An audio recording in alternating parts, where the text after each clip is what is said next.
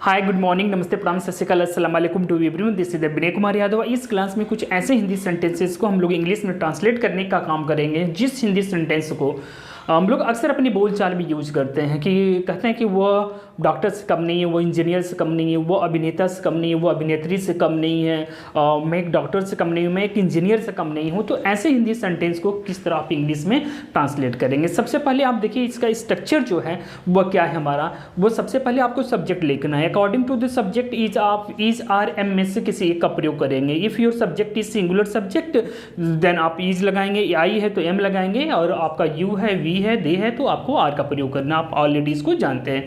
उसके बाद आपको लिखना है नॉट लेस देन। उसके बाद जो भी है वो डॉक्टर से कम नहीं है, वो इंजीनियर से कम नहीं है, वो अभिनेता से कम नहीं है, वो फुटबॉलर से कम नहीं है, वो एक बॉडी बिल्डर से कम नहीं है।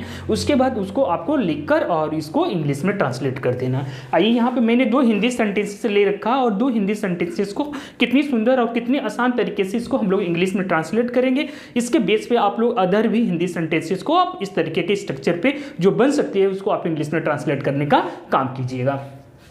जैसे तुम एक डॉक्टर से कम नहीं हो, तो तुम के लिए आप जानते हैं कि you are not less than a doctor. अब मतलब आप एक डॉक्टर से कम नहीं हो, आप एक्टर से कम नहीं हो, आप एक अभिनेता से कम नहीं हो, तो आप इस तरीके से बना सकते हैं। तुम एक इंजीनियर से कम नहीं हो, क्या मैं एक इंजीनियर से कम नहीं हूँ, वह एक इंजीनियर से कम नहीं है, तो you are not less than an engineer.